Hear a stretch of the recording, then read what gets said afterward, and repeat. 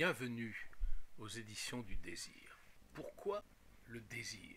Comment, au tout début du XXIe siècle, proposer le désir comme maître mot d'une petite et nouvelle maison d'édition?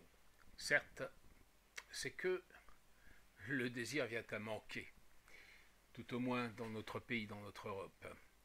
Et si le désir était le manque, eh bien, il y aurait manque de manque.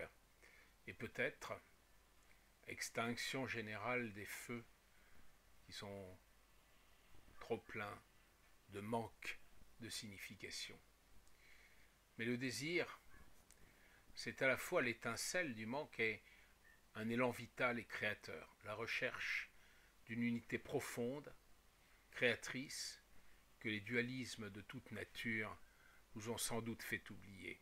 Les éditions du désir sont des éditions philosophiques, avec une forte composante de franc-maçonnerie et de spiritualité, et des éditions littéraires. Notamment, nous co-organisons et publions très prochainement des concours de nouvelles sur différents thèmes.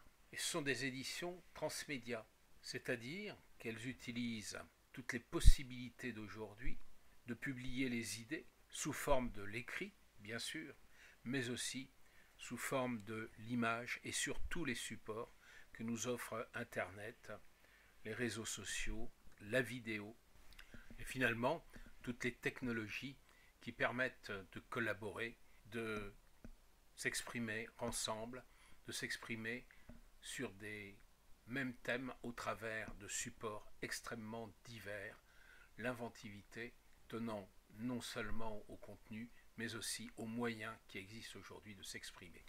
Dans le domaine de la spiritualité, de la maçonnerie, de la philosophie humaniste, nos productions sont déjà intéressantes et d'autres projets viendront les enrichir bientôt. Vous trouverez notamment Devenir franc-maçon au XXIe siècle, pourquoi, qui est une question rarement posée, comment et se préparer, un livre particulièrement utile pour les francs-maçons à qui l'on demande est-ce que je peux devenir franc-maçon, et pour tous les gens qui se demandent s'ils veulent entrer en maçonnerie. À l'autre bout de cette chaîne d'union, vous trouverez un livre pour les maçons avertis, le livre de André Attia, Morceaux d'architecture.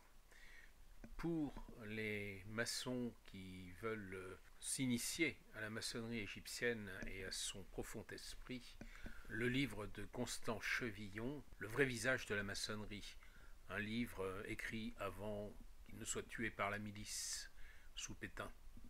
Si nous remontons tard encore, vous trouverez un livre profondément alchimique, Les noces chimiques de Christian Rosenkreutz, un livre qui est au fondement du mouvement Rose-Croix, non pas des Rose-Croix tels qu'ils sont actuellement, mais tel qui s'est édifié dans ses origines.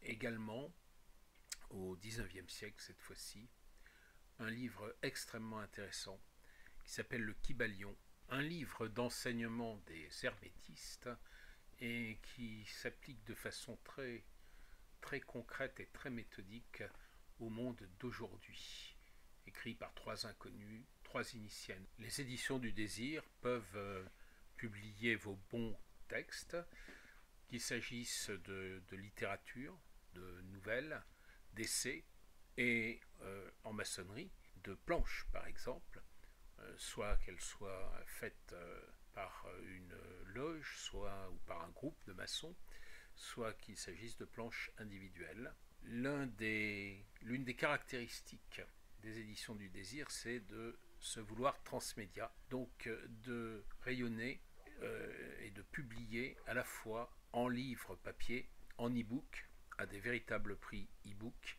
et également sur un ensemble de médias utilisant l'image. Nous vous invitons à venir nous retrouver sur le site éditiondudésir.com. À bientôt.